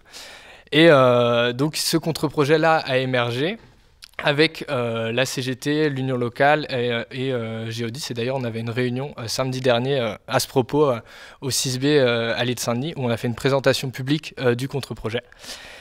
Et donc ce contre-projet-là, il porte sur un peu 3 axes, parce qu'on a fait, en gros, c'est une espèce de dynamique d'enquête sur d'abord qu'est-ce que c'est le secteur de la logistique. Parce que c'est vrai que tout à l'heure on le disait, mais au niveau écolo, parfois, on a, enfin depuis les milieux écolos, puisque moi c'est plutôt d'où je parle, donc c'est plus clair de le situer comme ça, on a parfois un peu l'impression que, ok, on veut répondre au dilemme emploi-environnement, qui est un dilemme posé par le patronat pour, comme tu disais tout à l'heure, avec tous les mots d'ordre de l'écologie punitive, etc., pour nous séparer. Sauf que nous, parfois, dans nos propres rangs, on a aussi un peu le dilemme de, c'est ce que tu évoquais tout à l'heure, on voit un ouvrier en tenue de bleu de travail qui appartient à la pétrochimie, et on se dit, oula, ça va pas le faire, soit il est individualiste, soit, enfin, c'est compliqué. Et donc, nous, les premières étapes de comment on a abordé la question, c'était plutôt de partir de leur position sociale. De fait, dans la logistique, c'est un secteur clé du capitalisme qui a monté depuis les années 80. C'est vraiment c'est un secteur industriel hyper important dont tout le monde a besoin. Et nous, on en a forcément besoin aussi du capitalisme. Donc si c'est un secteur clé du capitalisme, c'est aussi un secteur qu'on peut perturber, de fait. Et donc si on soutient des syndicats qui luttent dans le secteur de la logistique, on participe aussi à perturber le capitalisme et donc structurellement un petit peu à faire des rapprochements d'alliances écologiques. Donc on n'a pas attendu qu'ils parlent d'écologie pour se dire ok c'est bon, on peut y aller, quoi. Et ensuite dans le contre-projet, donc il y avait aussi toute l'idée que évidemment il y a un peu cette idée de premier concerné, que c'est les personnes qui vivent ces conditions de travail, qui peuvent aussi en parler, qui sont légitimes à en parler. Et donc nous, on a certains savoirs que eux n'ont pas, parce que ça ne veut pas forcément dire que eux savent tout aussi sur ces questions-là, mais c'est plutôt d'essayer de penser des articulations, des manières de travailler ensemble, de créer ces espaces-là qu'on a rarement. Et donc le contre-projet, il y a un site internet, petite pub qui va bientôt arriver, donc vous pouvez le consulter. Et il y a plein de documents aussi accessibles sur Internet sur ça. Vous pouvez aller regarder notamment sur Pleine Tempête Info, qui est le nom du collectif, du comité local des soulèvements de la Terre. Et ce contre-projet-là, c'est vraiment l'espace où on peut discuter ensemble de ces questions-là autour de 3 axes. Donc le premier, et ça recoupe en fait ce qui était discuté dans le livre, c'est la question de la cohabitation avec le vivant. Parce que le projet Green Dock, il est sur les berges de Seine, qui est censé, d'après les schémas régionaux, etc., d'être un espace protégé, parce que important pour les différentes trames. Et en plus, il est en face d'une zone Natura 2000, ce qui est très rare en Ile-de-France. La zone Natura 2000, donc, est gérée par le département, c'est la seule zone Natura 2000 en zone urbaine dense en Europe sur 27 000. Donc ça fait quand même pas beaucoup. Et donc il y a un peu un enjeu de cohabitation avec le vivant qui se pose là avec toutes ces industries-là. Ensuite, il y a un enjeu de dignité au travail. Donc c'est exactement ce que vous mentionnez, de comment est-ce que la démocratisation du travail, donc d'autres modes de production, etc., mais aussi de repenser les conditions de travail et aussi peut-être surtout d'emploi, donc tout au niveau des formes de contrats, etc., peut aider à être un levier pour la transition. Donc ça, c'est le deuxième axe du contre-projet. Et le troisième axe, c'est la question des transports, que ce soit les transports en commun sur le port, parce qu'aujourd'hui, il n'y en a pas beaucoup, ou alors les transports tout simplement dans la logistique, penser le report modal, mais d'une manière à vraiment penser le fluvial. En fait, aujourd'hui, si on veut penser le fluvial, et que ce ne soit pas impactant écologiquement, c'est forcément à petite échelle. Et donc, ça nécessite de penser aussi des alternatives comme celle de la sécurité sociale de l'alimentation, et pourrait penser tout simplement pour associer logistique agroalimentaire à un entrepôt de la sécurité sociale de l'alimentation. Et donc ça, c'était un exemple qui était issu des discussions engagées avec les syndicalistes, etc. Et donc cette dynamique de contre-projet, ça permet vraiment cet espace d'échange, de discussion et d'apprentissage commun. Mais ça permet aussi, par exemple, bientôt on va organiser une balade naturaliste sur le port, proche du port de Gennevilliers, parce que donc il y a la zone Natura 2000 qui est en face, avec les camarades syndicalistes, et pour avoir ces échanges-là, ou alors des ateliers de concertation, etc. Et donc voilà, c'est un peu une des propositions. Une autre proposition, c'est on a fait, nous en tant qu'écolo, on est allé les aider lors d'un mouvement de grève, celui de février dernier, là, où ils ont fait 3 semaines et demie de grève, donc ce qui est assez dur, parce que le secteur de la logistique, c'est un secteur où les conditions de travail sont très compliquées. C'est 4% de syndicalisation comparé à d'autres où c'est 10 ou 20, enfin dans le privé 10 et public 20. Donc c'est vraiment parce qu'il y a beaucoup de recours à l'intérim, à des contrats précaires, etc. Et en plus, il y a une répression syndicale assez forte, notamment chez Géodis. Et aujourd'hui, il y avait un rassemblement d'ailleurs pour ça. Et donc on les avait aidés de différentes manières, notamment financièrement, mais aussi en termes de communication, en termes de ravitaillement. Il y a les greniers des soulèvements qui sont l'organisation un peu de ravitaillement de nourriture, etc., qui avait aidé. Même récemment, ils sont allés apporter des légumes, des fruits, etc., lors d'un rassemblement. Et donc ça a fini en barbecue, on a tous partagé ensemble. Voilà, donc c'était assez sympa. Et juste pour dire une petite anecdote qui rejoint un peu la nécessité de ces alliances-là, c'est qu'à la fin de la grève de 2025, il y a le directeur régional de Géodis, donc la filiale de la SNCF du routier, qui est allé voir l'élu syndical qui venait alors de remporter 150 € d'augmentation pour tous les salariés et qui lui a dit moi j'aimerais bien avoir une question parce que là il y a un truc que je ne comprends pas, c'est que font les soulèvements de la terre à votre grève. Et donc lui il lui a répondu évidemment c'est nos amis. Et ensuite, il lui a dit, parce qu'en fait, nous aussi, on est écolo. Et donc, on peut comprendre à partir de cette anecdote-là, qui est un peu marrante, que, mine de rien, ça les fait trembler quand même. Et qu'il faut insister sur ce fait-là, qu'il y a des failles dans le capitalisme, évidemment, et qu'il faut les appuyer, et qu'il y a ces secteurs-là, et il ne faut pas éviter les idées reçues un peu dont on parlait tout à l'heure, pour permettre un peu ces alliances-là et aller de l'avant ensemble. Je n'ai pas abordé les difficultés, il n'y en a pas. Merci beaucoup à tous les quatre pour ce premier tour. Et donc, il nous semblait aussi intéressant de nous soumettre nous-mêmes à la question, de savoir un peu comment, en tout cas, comment répondre à l'écologie punitive et à ce discours sur l'écologie punitive qui est donné et stimulé par les extrêmes droites. Nous, on essaye de porter justement des propositions dans cet ouvrage pour une écologie plus protectrice. Vous, dans vos organisations, quelles sont un peu les propositions qui font particulièrement écho? Est-ce qu'il vous semble qu'on a des angles morts importants sur lesquels il faudrait qu'on travaille collectivement? Donc un peu, quelle réaction vous avez envie de donner à l'écoute de l'introduction qu'on a pu faire sur cet ouvrage? Je ne sais pas, est-ce qu'on prend le même dans le même ordre? Ouais, allez. Comme vous voulez. Donc pour essayer d'aller un peu vite, puisqu'on a déjà dit beaucoup de choses qui ont trait avec ce qui est dans cet ouvrage. Moi, je trouve que le grand mérite de cet ouvrage, c'est de partir de luttes concrètes, de cas concrets, parce que ça ancre les choses dans une réalité, voilà, un combat sur tel ou tel lieu, telle ou telle usine. Voilà, je pense que c'est intéressant de se dire que les luttes, elles se mènent aussi localement, évidemment, aussi pour penser global, mais c'est la reprise de ça un peu dans cet ouvrage qu'on trouve, et je trouve ça intéressant. Et du coup, comme tu l'as dit, on a besoin, on sent bien que dans la période là, on a besoin d'un souffle nouveau. Et donc, alors les concepts font pas tout, hein, c'est pas parce qu'on va avoir le bon slogan qu'on va entraîner tout le monde beaucoup mieux que ce qu'on fait actuellement. Mais je trouve quand même qu'effectivement, on a sans doute besoin, notamment de cette idée de sécurité sociale écologiste ou écologique, parce que on a besoin de répondre à cette idée d'écologie punitive, qui effectivement fait son chemin et qui imprime quand même dans une partie de la population. Et s'il y a bien une punition qui existe aujourd'hui, c'est le capitalisme qui l'inflige aux travailleuses et aux travailleurs. Mais ça, on le sait et on peut se faire plaisir en le disant.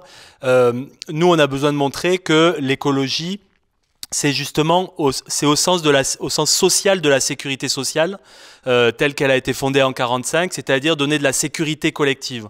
Et en ce moment, là aussi, on est sur un backlash de toutes ces idées de sécurisation collective. C'est trop routinier, c'est plus adapté au monde moderne qui est censé être beaucoup plus fluide et où c'est les managers et les start-upers qui font tout. Et donc, du coup, il faut arrêter avec toutes ces barrières, tous ces freins, toutes ces cotisations, ces charges, etc.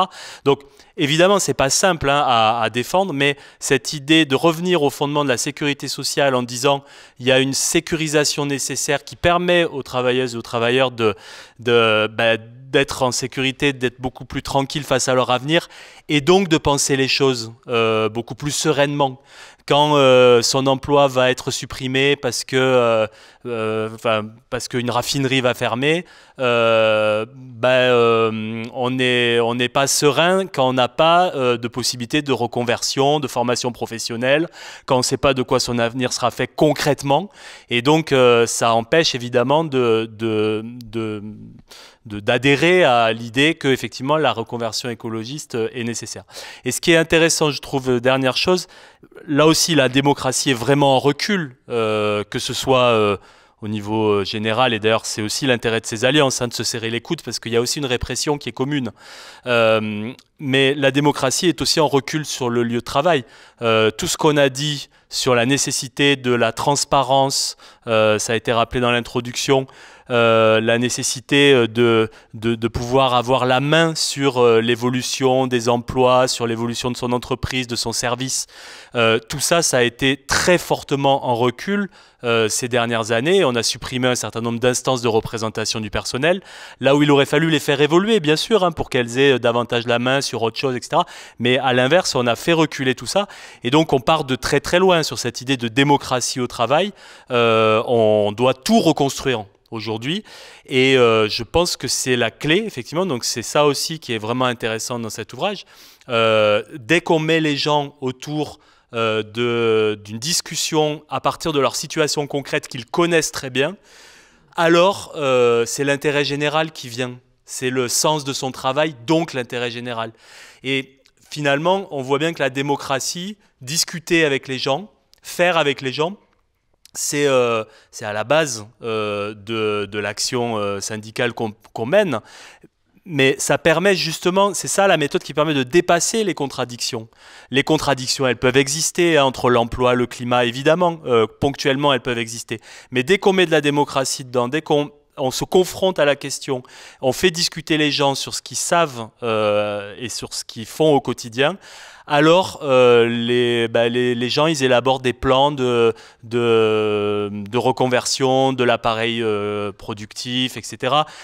Ils ont ça en tête. Personne n'a envie de produire de la merde dans des mauvaises conditions. C'est pas vrai. C'est pas vrai que les gens sont attachés à garder un emploi qui est notoirement polluant ou je ne sais quoi. Simplement, quand on écoute les gens, on arrive à élaborer des choses qui nous permettent de sortir de tout ça.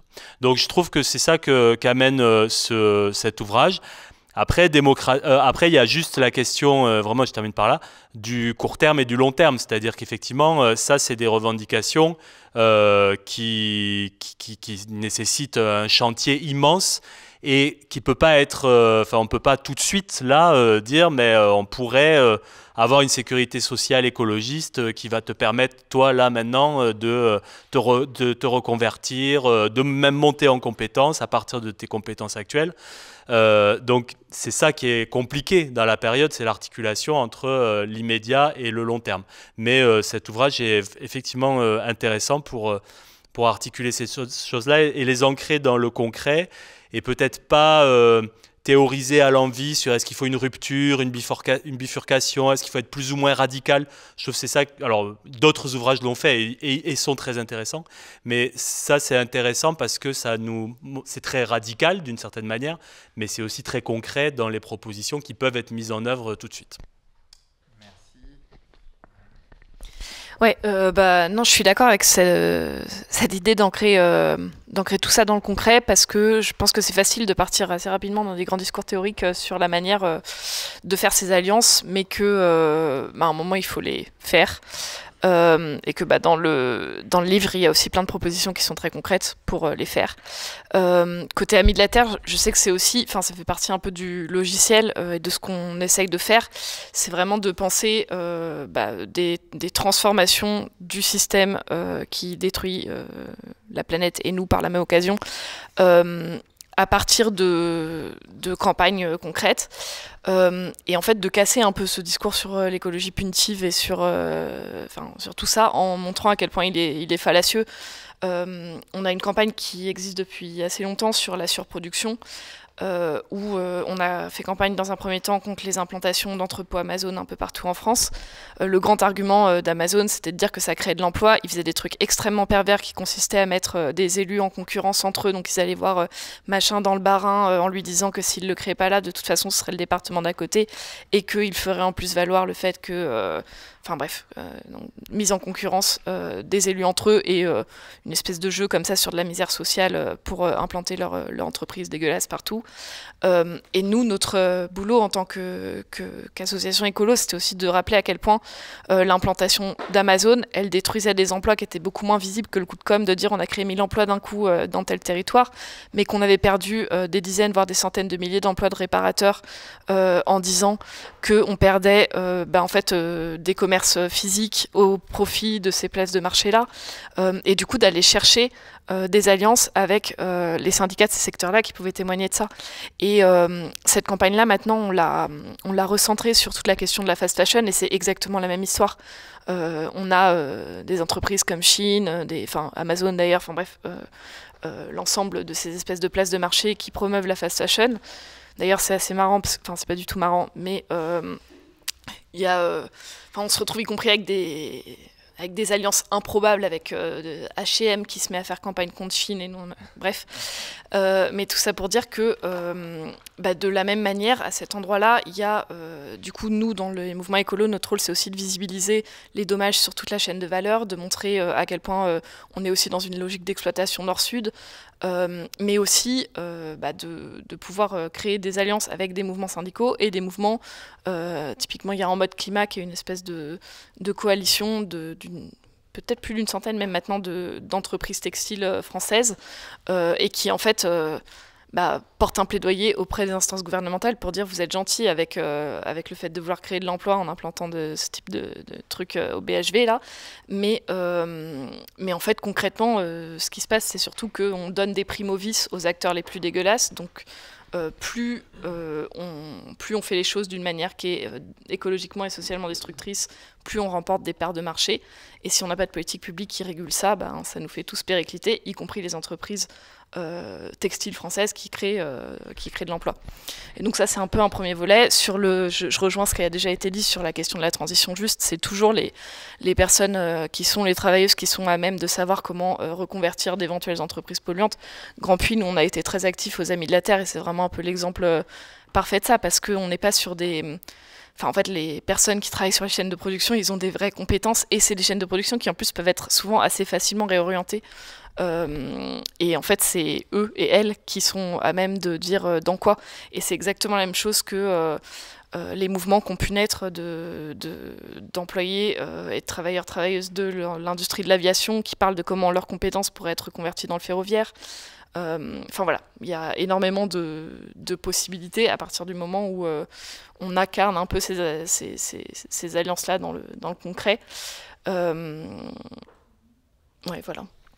Merci. Je passe la parole à Julie. Ouais, merci.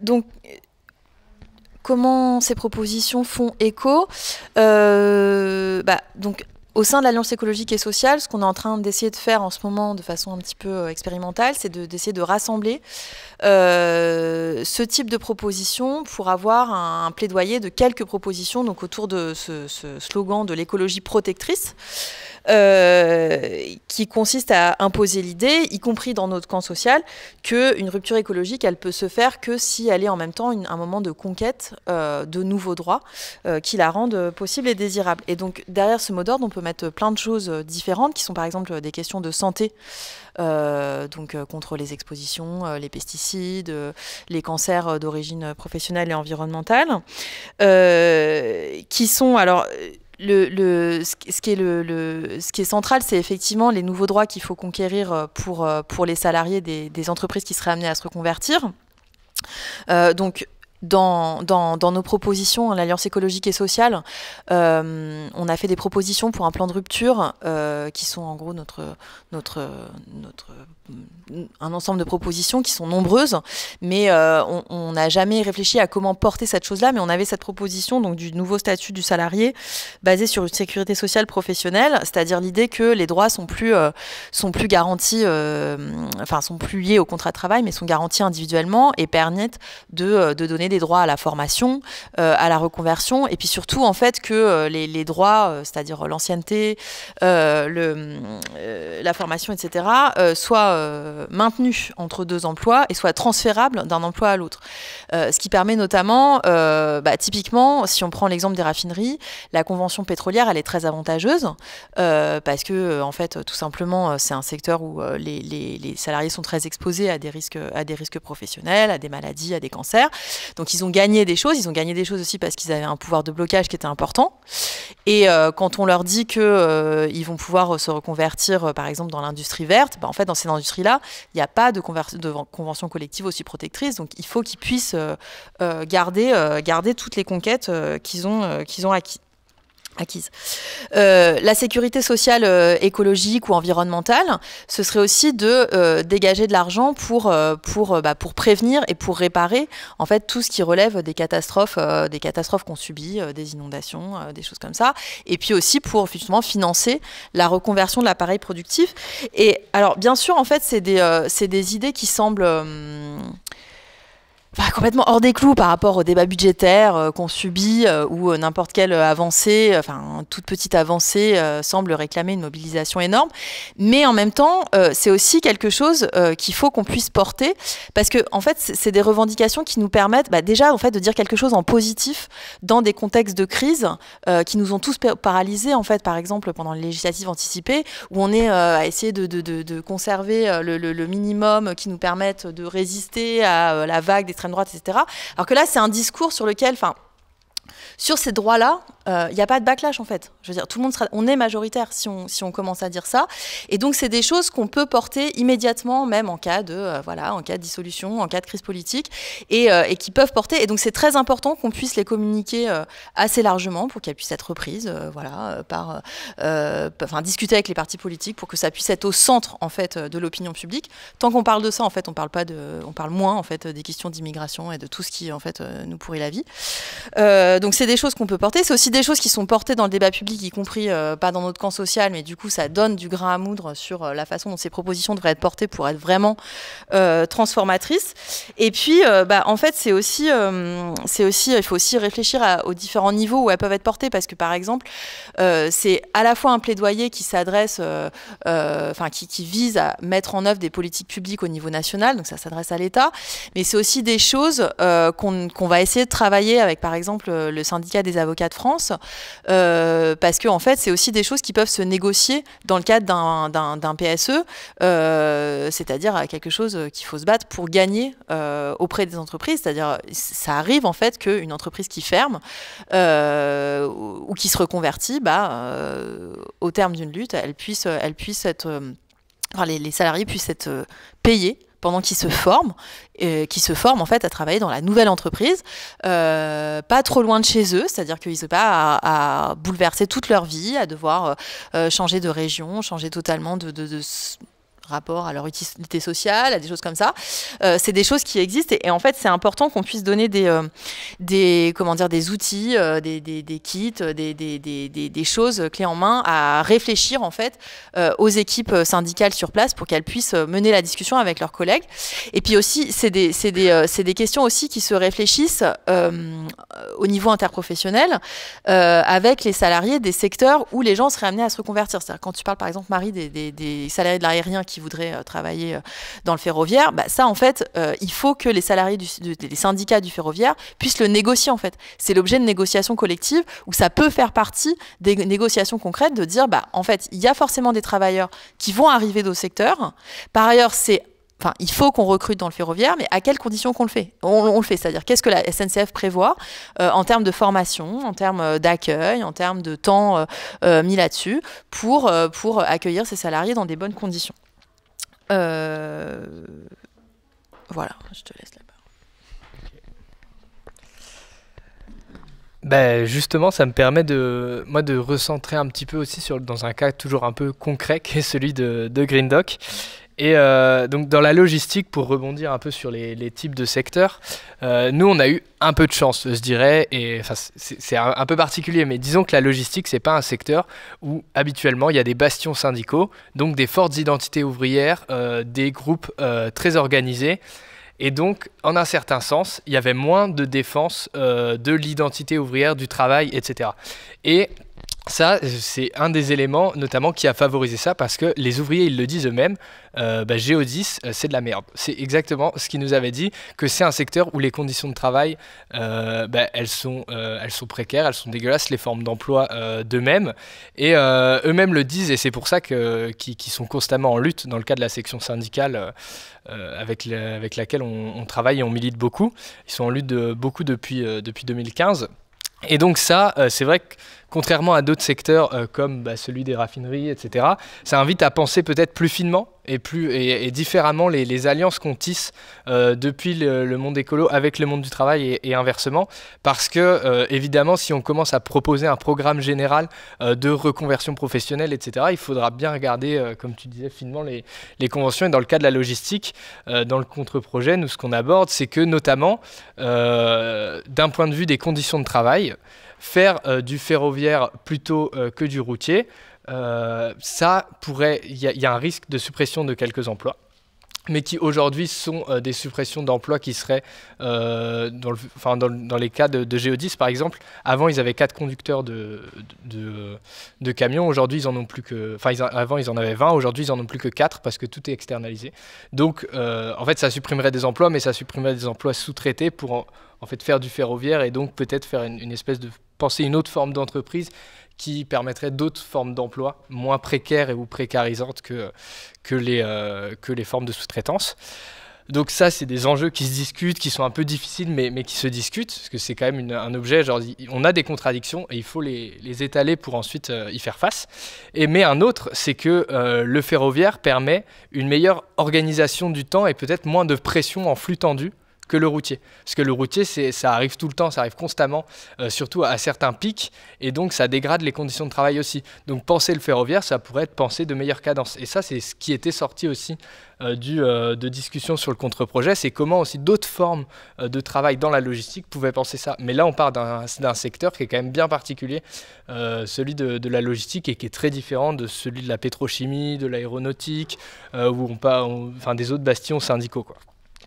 Donc tout ça pour dire quoi, c'est que nous, il y a une notion qu'on aime bien et qu'on emprunte justement à un camarade de Sudrail, Julien Trocaz, qui est la notion de champ de lutte partagé. Et en fait, on pense que la logistique, mais aussi l'agroalimentaire, l'agriculture, etc., ce sont des champs de lutte partagés. C'est-à-dire que depuis les milieux militants desquels on parle, depuis nos intérêts, on peut apporter certaines contributions et penser ensemble les enjeux et surtout ne pas mettre de côté nos contradictions derrière des slogans qui parfois sont très bien et auxquels on s'attache évidemment, mais qui parfois cachent un peu ou mettent sous le tapis les problèmes, alors que si on veut avancer ensemble, va falloir les traiter, quoi. Et c'est notamment l'espace, nous dans le cas de notre lutte, je parle toujours depuis la mobilisation, parce que j'ai pas forcément d'autres casquettes, mais depuis la mobilisation, c'est notamment avec un contre-projet qu'on peut faire face à ces questions et les penser ensemble et avancer, quoi. Et donc tout ça pour dire aussi qu'une manière un peu que je vois là, qui se dessine à travers nos discussions, c'est vraiment de toujours bien associer les mobilisations, qu'elles soient plus liées à des luttes locales, comme par exemple Green Doc, mais tout à l'heure on citait Notre-Dame-des-Landes, GKN en Italie. Il y a des cas italiens, il y a même des cas plus historiques, etc. Et ces formes de pensée aussi plus globales qui sont liées à la réforme de certains systèmes, d'un système de protection sociale, etc. Et toujours garder ensemble, essayer de tenir ensemble ces dynamiques-là. Et moi je pense que ça travaille vraiment bien ensemble et on compose ensemble, même si on n'est pas dans les mêmes espaces très concrètement. Et donc ça c'est très chouette parce que de fait ça nous fait avancer dans le même sens. Et tout à l'heure j'ai dit qu'il n'y avait pas de difficultés. En fait j'ai menti, c'est juste parce que je voulais pas prendre trop de temps.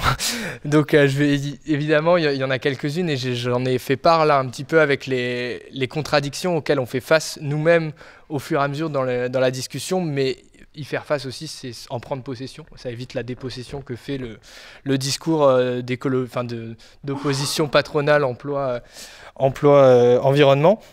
Et donc l'une d'elles qui est assez difficile, c'est dans le cas d'une lutte comme Green Doc. Une fois qu'on a fait ça, comment est-ce qu'on va plus loin ?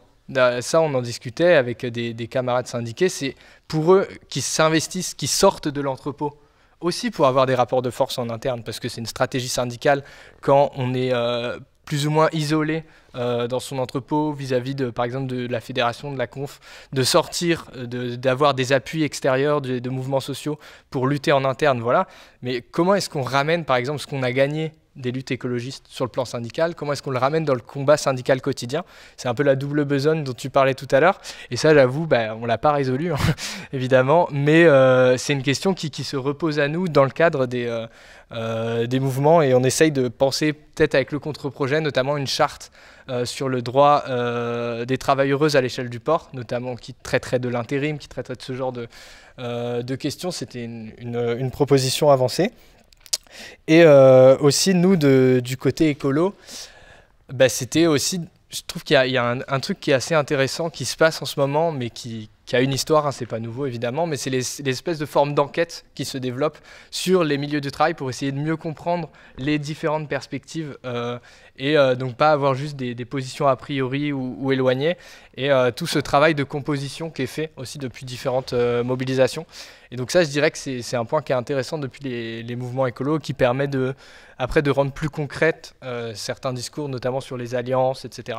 Donc ouais, ce serait plutôt les formes d'enquête qu'on a, que ce soit sur les milliardaires aujourd'hui, avec toute la... Je ne sais pas si vous avez vu, mais il y a toute une partie d'organisation qui parle de ce terrain, de Bolloré, etc. Mais aussi très concrètement dans les cas des méga-bassines ou autres, où il y a eu des gros travaux d'enquête pour dévoiler en fait ce qu'étaient véritablement ces infrastructures. Merci beaucoup à tous les quatre. On a peu de temps, mais on va quand même ouvrir la possibilité à 2 ou 3 questions. Et donc, alors par contre, soit... Parler de la salle très fort, enfin fort, et voilà, prendre une série de questions peut-être. On laisse le micro là. Et donc, monsieur au milieu. Voilà, vous me faites signe, on prend une petite série de 2-3 questions. Ok. Yoichi Kaya est un économiste japonais. On lui doit une équation, l'équation de Kaya, qui lie les émissions de gaz à effet de serre, les énergies fossiles, le PIB et la population. Et cette équation montre très simplement que pour réduire les émissions de gaz à effet de serre, il faut réduire le PIB ou découpler l'économie. Le découplage, on appelle ça aussi la croissance verte, le développement durable, ça ne marche pas. C'est prouvé par une étude européenne et c'est prouvé aussi par le dernier rapport du IGF. Donc la seule façon de baisser vraiment les émissions de gaz à effet de serre, c'est de réduire le PIB, c'est de réduire le nombre de travailler moins et de consommer moins. Là où ça devient intéressant, c'est quand on voit les ordres de grandeur. Les émissions de gaz à effet de serre au niveau mondial, elles sont de 7,5 tonnes, 10 tonnes en France. Or, la neutralité carbone, c'est 2 tonnes. Donc, le PIB, il faut réduire, l'ordre de grandeur, c'est au niveau mondial de 70%. 70%. Et ce qui est encore plus intéressant, c'est qu'en 1930, l'économiste britannique John Maynard Keynes a prédit qu'en 2000, on réduirait le temps de travail de, justement, 70% environ. Voilà. Donc, le temps de travail, c'est un point très important aussi. Et si on réduit le temps de travail, on réduit le chômage, on répond au chantage à l'emploi. Et puis aussi, on peut augmenter le prix des carburants parce que les gens vont 2 fois moins au boulot. Donc, on peut doubler le prix des carburants, on va le tripler, même si on réduit parfois le temps de travail. Vous voyez? Donc, ça répond à beaucoup de problèmes. Alors, évidemment, les revenus vont baisser. C'est là aussi qu'il faut, pour changer le système, vraiment, développer aussi la gratuité. Très bien. Est-ce que je peux te laisser conclure, ou en tout cas, quelle est ta question? Parce que... La question, c'est ça. Avez-vous pris en compte? On dit changeons le système, pas le climat. Changer le système, pour moi, c'est réduire le temps de travail et développer le système non marchand aussi, comme chez les zapatistes au Mexique. D'accord. Merci. Il y avait une question au milieu. Ouais, 2 questions ou remarques, je vais le faire vite. La première, c'est par rapport à la première partie de la rencontre. D'ailleurs, merci beaucoup d'organiser ce temps-là. C'est vraiment assez précieux, surtout dans le cadre de luttes éco-syndicales qui sont malheureusement, j'ai l'impression, encore assez émergentes en mode de structuration. Donc vraiment merci beaucoup pour ce temps d'échange. Et pour revenir au premier temps de ces échanges de présentation de l'ouvrage, on parlait beaucoup du travail salarié, et donc une certaine forme en fait, de travail. Je me demandais s'il était question dans l'ouvrage ou peut-être dans d'autres suites à donner à ce travail-là, de la question du travail gratuit ou du travail informel, réalisé notamment par les femmes, par les personnes en situation de précarité, de sans-emploi, etc., qui ont tout intérêt en fait, à se reconnecter ou qui ne le font déjà en fait, mais à la question écologique de leur propre point de vue de classe, pour aussi porter un discours sur les transformations à réaliser, pas forcément du point de vue des seuls emplois salariés, mais du point de vue de l'ensemble des classes laborieuses. Donc je me disais si c'était quelque chose qui avait été travaillé dans le cadre de cet ouvrage. Et l'autre sujet que j'avais en tête, quand on parlait des freins justement, faire en sorte que des pratiques et des revendications éco-syndicales puissent émerger, se structurer et devenir vraiment centrales à la hauteur des enjeux actuels. Je pense qu'il y a un gros enjeu quand même sur la question de la structuration des organisations syndicales. Il ne faut pas se voiler la face aujourd'hui, même si on a des gros mouvements de masse sur la lutte contre certaines réformes, ou si on a quand même énormément de choses qui avancent du point de vue du syndicalisme au sein des organisations, il y a quand même une grosse difficulté à toucher les bases syndicales, à mobiliser les bases syndicales, à créer un vrai rapport de force sur la durée. Et je pense que de ce point de vue-là, en fait, il y a un enjeu aussi à revaloriser les organisations territoriales des syndicats, de voir un peu comment est-ce qu'on peut aussi capter les secteurs. On parlait de la logistique, mais ce genre de secteur où il y a énormément de statuts de l'emploi, tout est fragmenté, les collectifs de travail sont particulièrement fragmentés, il y a beaucoup de travail indépendant. Tout ça, c'est aujourd'hui quelque chose qui est très difficile aujourd'hui pour les syndicats de capter. Donc, tant qu'on n'a pas des bases syndicales solides et capables aussi de remobiliser sur les enjeux écologistes, en fait, on aura du mal à créer un écosyndicalisme de masse. Donc, je pense qu'il y a aussi ce sujet-là à prendre en compte, et je me demandais comment est-ce qu'il était travaillé aussi dans vos différentes orgas, parce qu'à la fin, j'ai l'impression que c'est le même mot d'ordre qui s'impose, c'est syndiquons-nous et syndiquons aussi autour de nous, parce que pour avoir des syndicats forts, il faut avoir des syndicats de syndiqués. Donc, j'ai l'impression que c'est un peu la conclusion à laquelle on arrive toujours, mais voilà, ça me semble être un truc assez structurant. Merci. Est-ce qu'il y a une troisième et peut-être dernière question, monsieur? Peut-être que je n'aurai pas besoin de micro. Moi, il y a un sujet qui me préoccupe beaucoup. Il s'agit de réfuter le mot d'ordre d'écologie punitive.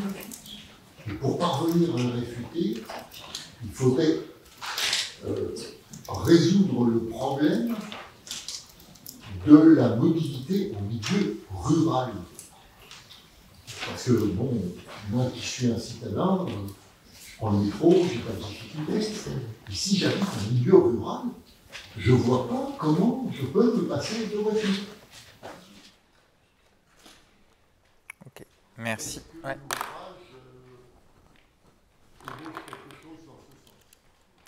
Merci. Et une dernière question? Ouais. Moi, j'avais une question plutôt par rapport à la question aussi de la dépossession, finalement, sur le fait de savoir si le livre aborde les questions autour de la transformation de l'appareil productif et si une alliance écologie-sociale, au-delà même d'une sécurité sociale professionnelle qui s'est quand même beaucoup concentrée sur les aspects de formation, et peut-être trop, pour le coup, peut aussi aborder les enjeux de transformation des formes d'entreprise vers des modèles plus démocratiques, mais aussi, du coup, de la question quand même assez centrale du financement des transformations en fait, des appareils productifs. Et je le rappelle, aujourd'hui, il n'y a pas grand-chose qui existe, et c'est certainement aussi à dessein. On a uniquement la BPI qui fait des prêts, et il n'y a aucun véritablement crédit qui sont ciblés sur le fait de d'avoir des entreprises plus vertes demain, écologiques. Voilà. Merci pour vos interventions et questions. Il y en a certaines qui s'adressent à nous. Je regarde si Alexis ou Gaël me laissent seul pour répondre ou pas. J'aurais envie de dire aux questions qui ont été posées sur quel est le contenu du livre. J'aimerais répondre en disant mais on vous invite à l'acheter et à le lire. Voilà, on va pas tout vous dévoiler comme ça à l'oral.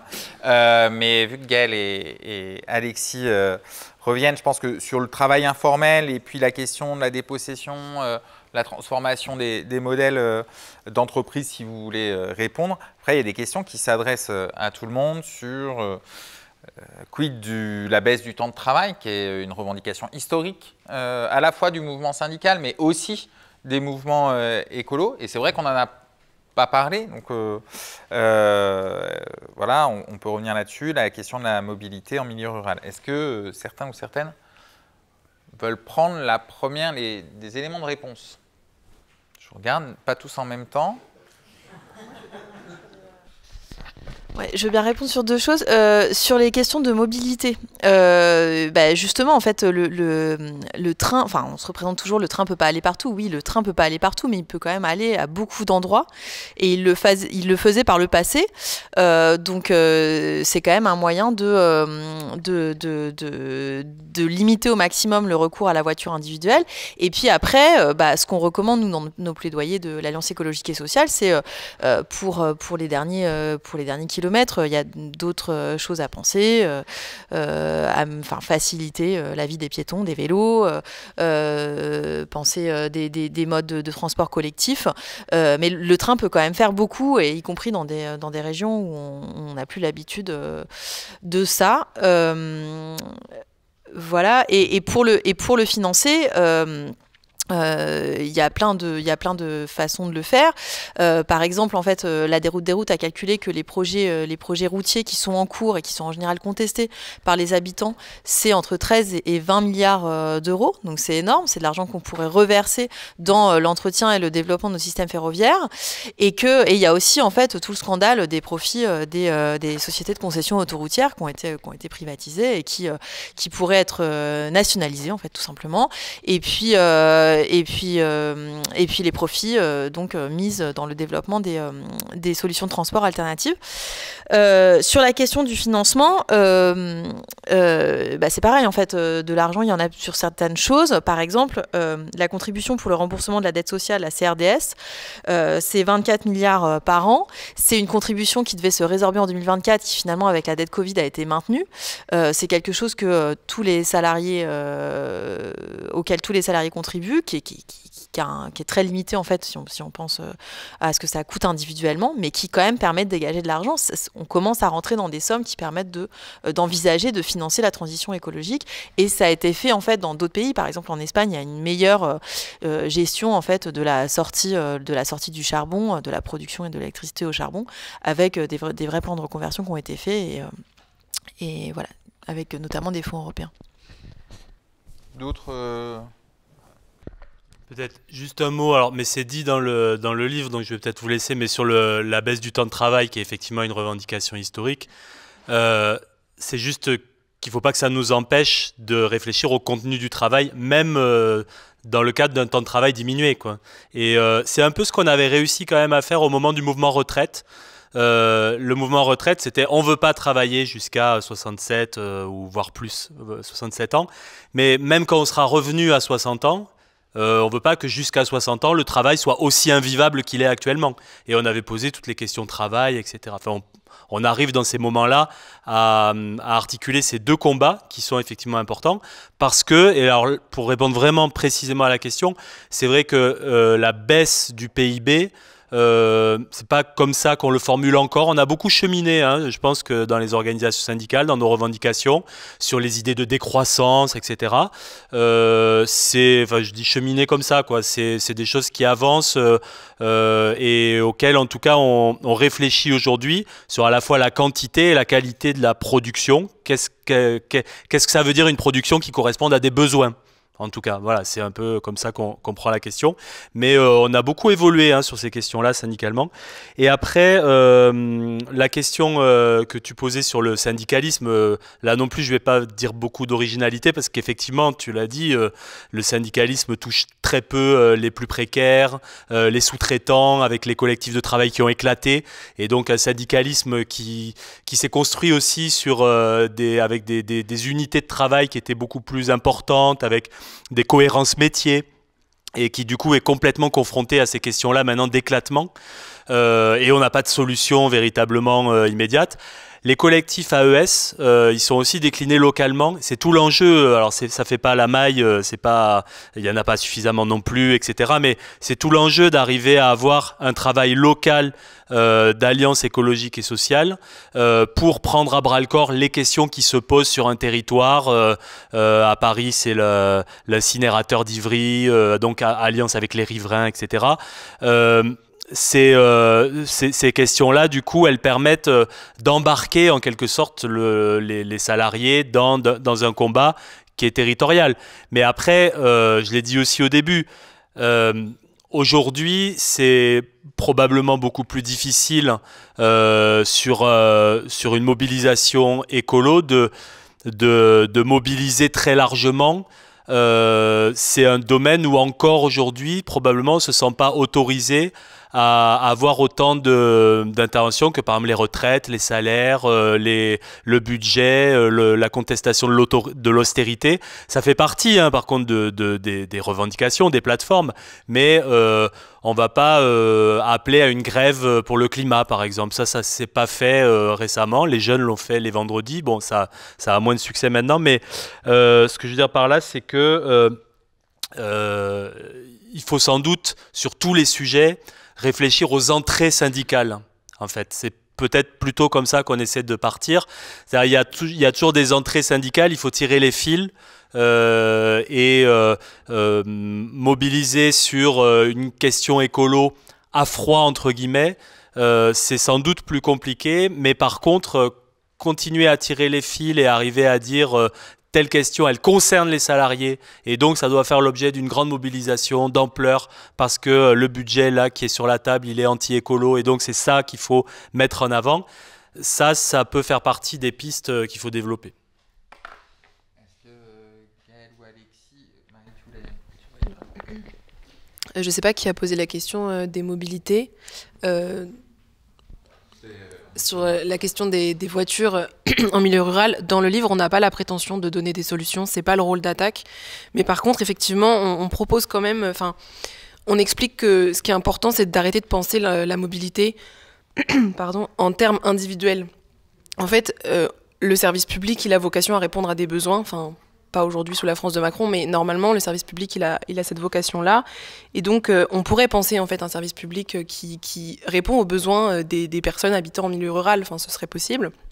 Et ne pas dire aux gens... il y a eu je sais plus...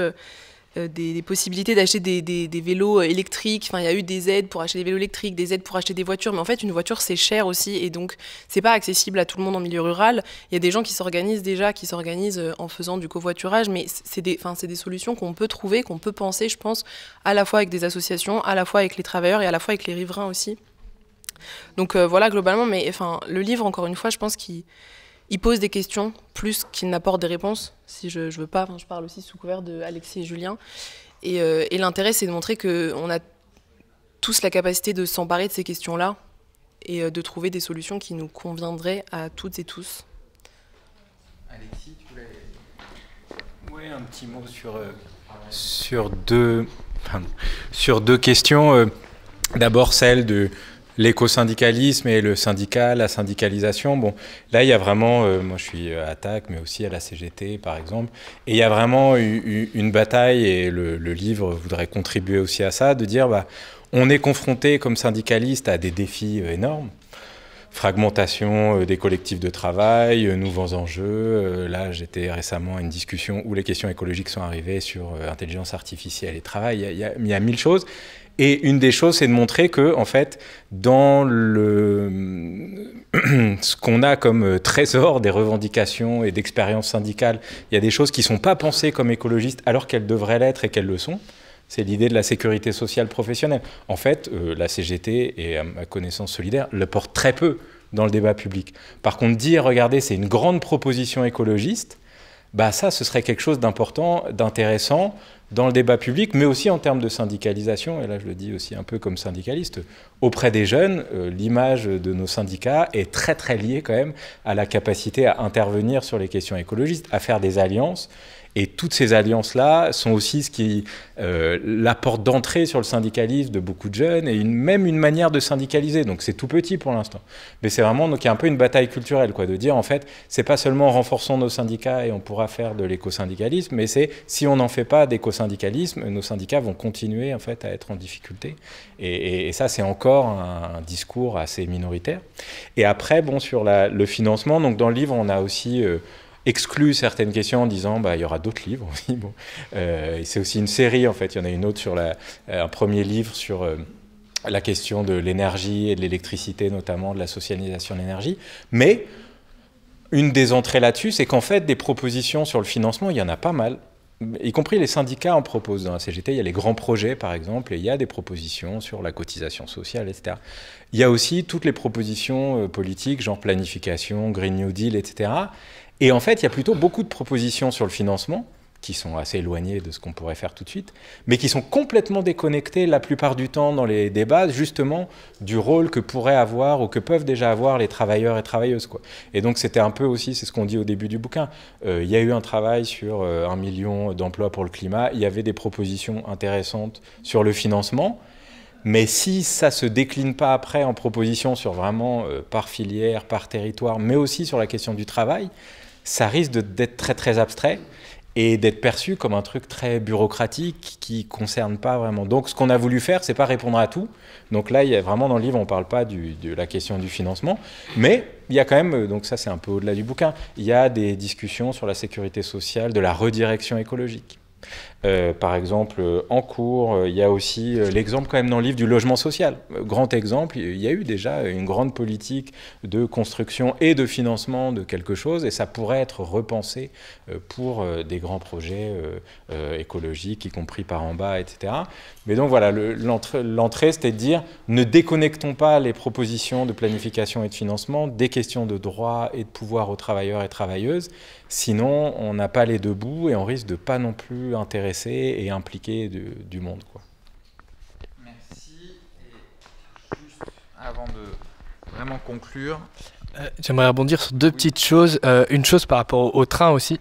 Et une chose qui est importante, c'est que dans les mobilités, donc dans les milieux ruraux, etc., il faut aussi se rappeler que par le biais de la SNCF et l'État et les politiques de financement des lignes à grande vitesse, en fait, on a détruit aussi les lignes à petite vitesse qui permettaient de desservir énormément de communes qui aujourd'hui non plus ont perdu certains accès au train. Et donc en tête, il y a aussi ces politiques qui est généralement néolibérales de réforme des grands transports, etc., et notamment de la SNCF, qui ont cassé ça. Et donc tout l'intérêt de reprendre un peu sur ce côté et de questionner à la fois les modèles économiques des entreprises, mais aussi les mobilités. Et deuxième point aussi, pour rebondir sur ce que tu disais sur l'écosyndicalisme, etc., et sur les jeunes qui, par le biais du mouvement climat, se syndiqueraient, c'est un peu ce qu'on disait, nous, au sein de Green Doc. On est parti du principe qu'en gros, il y avait un déjà là écologique, pour reprendre le terme un peu de Bernard Friot, c'est qu'on n'a pas besoin d'attendre que des personnes en face de nous, des syndicalistes, maîtrisent parfaitement les enjeux du changement climatique, nous expliquent le gaz à effet de serre, etc., pour se dire ok, on y va. Non, il y a des déjà là écologiques qui sont des formes de sensibilité pour le vivant, pour les oiseaux, qui sont depuis leurs expériences de travail, et ça vous en parlez dans le livre et c'est intéressant, je trouve, où par exemple les ouvriers de Géodis nous parlaient qu'à un moment ils avaient ouvert des colis, ils étaient tombés sur des oiseaux. Et en fait, ils avaient filmé ça avait été médiatisé, ça avait fini sur L214. Et donc, à partir de ce genre d'expérience de travail-là, donc ce que moi je trouvais intéressant d'appeler un déjà là écologique, donc travailler un peu cette bataille culturelle dans ce sens-là pour dire, en fait, oui, il faut aussi changer ce genre de discours, etc. Et donc, je trouvais ça intéressant, ce qui est mentionné dans le livre. Voilà. Merci beaucoup. Merci à tous nos invités ce soir. Merci à vous. J'espère qu'on vous a donné envie à la fois de lire et avant ça d'acheter le livre. Vous pouvez le trouver à la fois sur le site d'Attac, dans des librairies et bien sûr ce soir ici à la table. Voilà, ce n'est pas le livre qui va résoudre l'ensemble des questions écologiques et sociales, mais c'est une pierre à la question de la bifurcation, une pierre qui nous semblait insuffisamment traitée. Ça a été dit, la question du travail et la question de l'écologie, comment on les lie. Et ben voilà, merci à vous pour ce soir et à bientôt.